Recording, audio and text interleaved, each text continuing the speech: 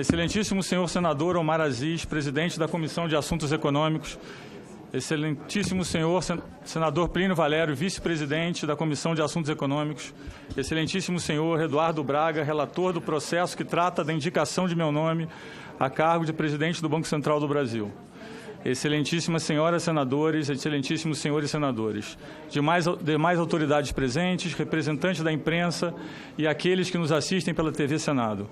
Senhoras e senhores presentes, muito bom dia. É com enorme honra e satisfação que compareço a esta comissão na condição de indicado ao cargo de presidente do Banco Central do Brasil.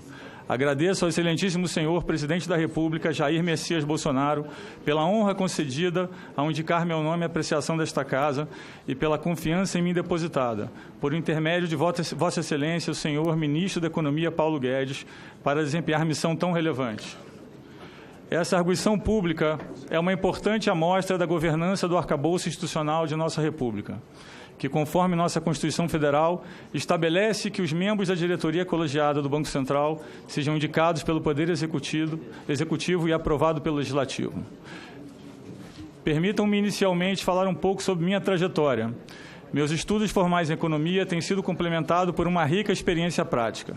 Tenho ampla e diversificada experiência profissional, atuei em diferentes instituições financeiras e fui responsável por tesourarias no Brasil e no exterior, tratando de temas relativos aos setores público e privado, bem como a temas diretamente ligados à atuação do Banco Central. Ao longo dos últimos anos, tenho estudado e me dedicado intensamente ao desenho de como será o sistema financeiro do futuro e do papel da evolução tecnológica nesse cenário. Pretendo levar a minha experiência e a minha perspectiva sobre esse assunto para o Banco Central, caso essa Casa me conceda a honra de servir como presidente daquela autarquia.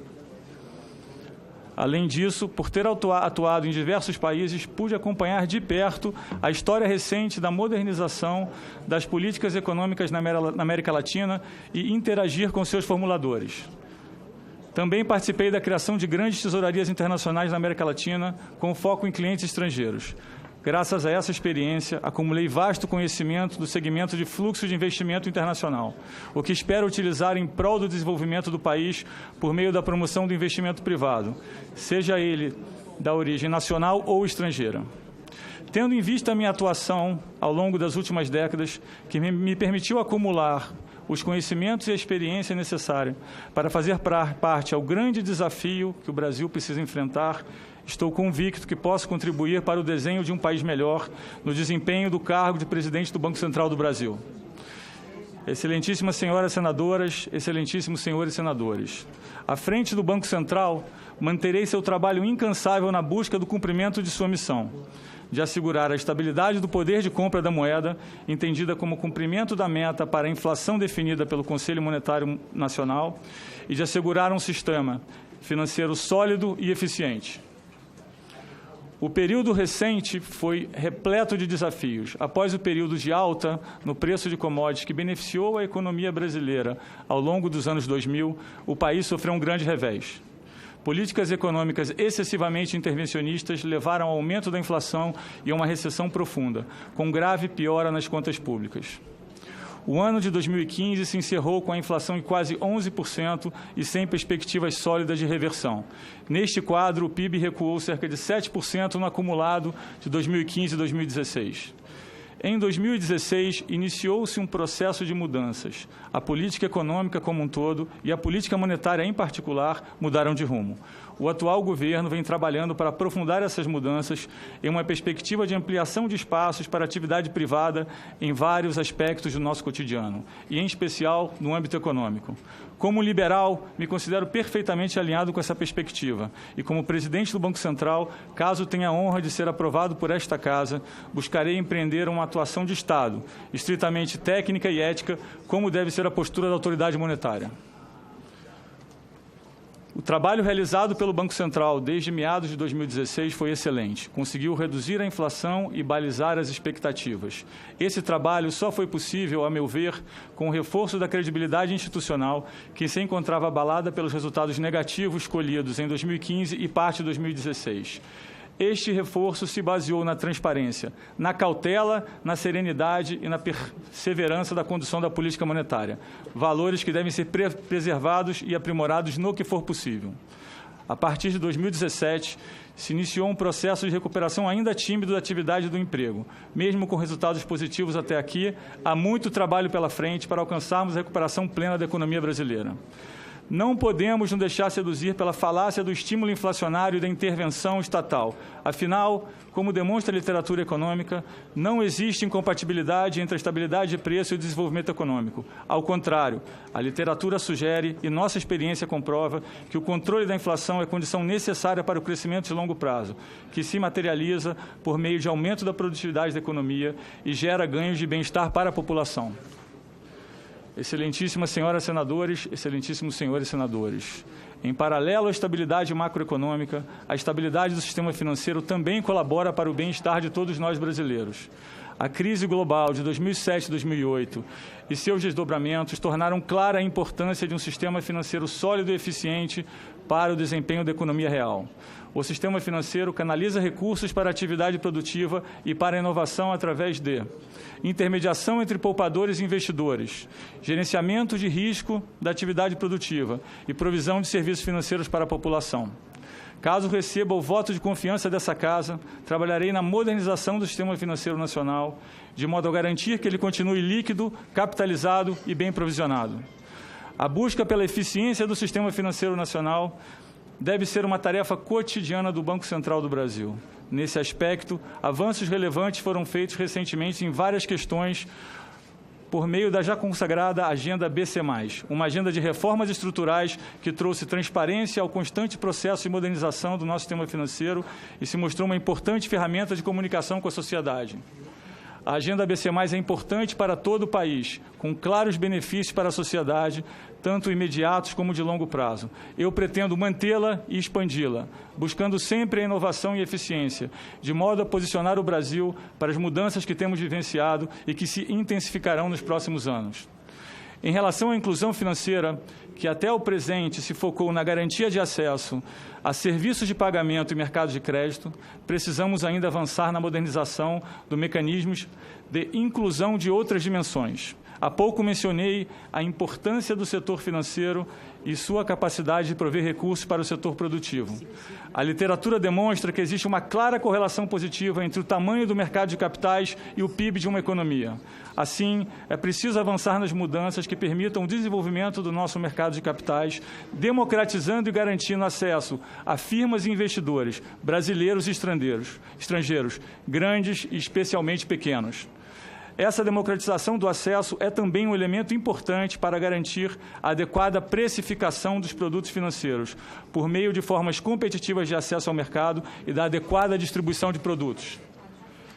Precisamos também criar mecanismos para aumentar a transparência no setor financeiro, com instrumentos para a provisão de informação e que deem maior visibilidade às opções à disposição de poupadores e investidores. Maior transparência é importante não apenas para aumentar a disponibilidade de alternativas de investimento de captação de recurso, mas também para que essas decisões sejam realizadas com base em informação adequada. Entretanto, o efeito de maior transparência sobre o comportamento do pequeno poupador ou do tomador final será mais significativo quando maior for o nível de educação financeira. Essa é uma dimensão que o país precisa avançar. Considero que duas maneiras interessantes de promover esse avanço são os programas de microcrédito e o estímulo ao cooperativismo.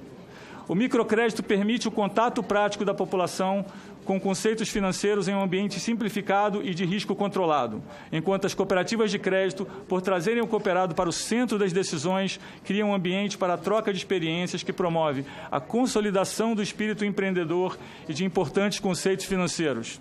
Experiências internacionais demonstram o sucesso dessas políticas. Precisamos considerar exemplos bem-sucedidos e buscar adequá-los à realidade de nosso país e a cada uma de nossas regiões. Como mencionei anteriormente, o mundo passa atualmente por uma onda de inovação e mudanças. É crucial pensar hoje em como será o sistema financeiro no futuro e preparar o Banco Central para desempenhar apropriadamente suas funções neste novo ambiente, que será certamente baseado em tecnologia e no fluxo rápido de informação. Novas tecnologias como blockchain, o uso de inteligência artificial, Pagamentos instantâneos, Open Banking, dentre outras inovações, estão alterando completamente os modelos de negócio e os serviços financeiros. Caso tenha a honra de ser aprovado por esta Casa, trabalharei na direção para preparar o Banco Central do Brasil para o futuro. Excelentíssimas senhoras senadoras, excelentíssimos senhores senadores, o momento que o país atravessa é bastante especial. Foi um longo processo de amadurecimento, mas parece haver certo consenso hoje na sociedade que o Estado brasileiro se tornou grande demais, ineficiente, excessivamente custoso e não atende a muitas das necessidades básicas da nossa população. A nação já percebe a necessidade de reformas e precisamos empregar essa oportunidade na criação de uma cultura em que haja mais empreendedores e menos atravessadores.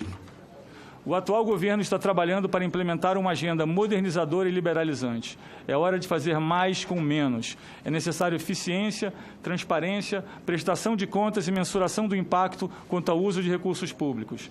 E talvez mais importante que isso, é necessário que o Estado abra espaço para a atividade privada, saindo de cena ou reduzindo drasticamente sua atuação em diversas áreas. O Brasil precisa se reinventar para o seu futuro e os atores dessa reinvenção estão no setor privado.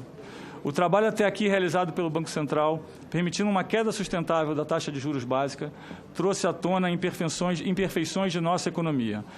Custos burocráticos gerados pela excessiva intervenção estatal se diluíam em comparação às elevadas taxas de política praticada. Agora que temos a Selic em seu mínimo histórico de 6,5% ao ano, temos a oportunidade de perceber melhor essas imperfeições e propor políticas alternativas que melhorem a eficiência dos nossos mercados. Quanto à questão fiscal, o país precisa avançar na estratégia de ajustes e reformas, em particular, mas não apenas, na reforma da Previdência, para que possa colocar o balanço do setor público em trajetória sustentável. É preciso agregar a sociedade em torno dessas questões com a participação e a contribuição de todos. A estabilidade fiscal é fundamental para a redução das incertezas, o aumento da confiança e do investimento e o consequente crescimento da economia de longo prazo. Estou certo que avançaremos nessa direção. Ainda em relação às reformas, o governo apresentou prioridades para os 100 primeiros dias de mandato. O Banco Central tem uma ampla agenda de trabalho e 2 dessas ações foram priorizadas pelo governo nesse início de mandato. A fixação de critérios para o exercício de cargo de dirigente em instituições financeiras públicas e a Lei de Autonomia do Banco Central. Essas propostas serão debatidas pelo Congresso Nacional e serão muito importantes. Em relação à primeira medida, precisamos aprimorar a governança, alinhando as exigências para os dirigentes de bancos públicos àquelas já existentes no setor privado. Quanto à autonomia do Banco Central, o objetivo é aprimorar o arranjo institucional da política monetária para que ela dependa menos de pessoas e mais de regras. Para que estejamos alinhados à moderna literatura sobre o tema e os melhores pares internacionais.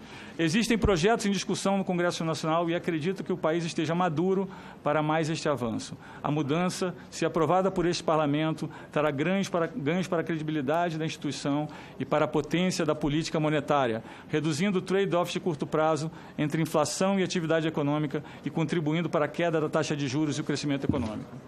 Já me aproximo do final de minha intervenção e gostaria de ressaltar as 4 dimensões que busquei abordar ao longo de minha fala e que considero importantes para democratizar o acesso ao mercado de capitais no Brasil. Inclusão, que significa facilidade de acesso ao mercado, investidores e tomadores, nacionais e estrangeiros, pequenos e grandes. Precificação adequada, garantida por instrumentos de acesso competitivo aos mercados. Transparência no processo de formação de preço e nas informações de mercado. E, finalmente, educação financeira, dando estímulo para a participação de todos no mercado e para a formação de poupança. Excelentíssimas senhoras senadoras, excelentíssimos senhores senadores, gostaria também de agradecer ao Dr. Ilan Goldfam pelo excelente trabalho à frente da instituição e pela dedicação e pelo espírito público com quem desempenhou sua função. Finalmente, caso Vossas Excelências aprovem meu nome para presidir o Banco Central do Brasil, quero assumir publicamente o compromisso de trabalhar incansavelmente para desempenhar minhas funções, liderando a instituição e cumprindo as suas missões legais e institucionais. Estas foram minhas palavras, agradeço a atenção e me coloco à disposição de Vossas Excelências para atender aos eventuais questionamentos. Muito obrigado. Passo a palavra ao senhor Bruno Serra Fernandes. Tem um tempo de até 10 minutos para falar.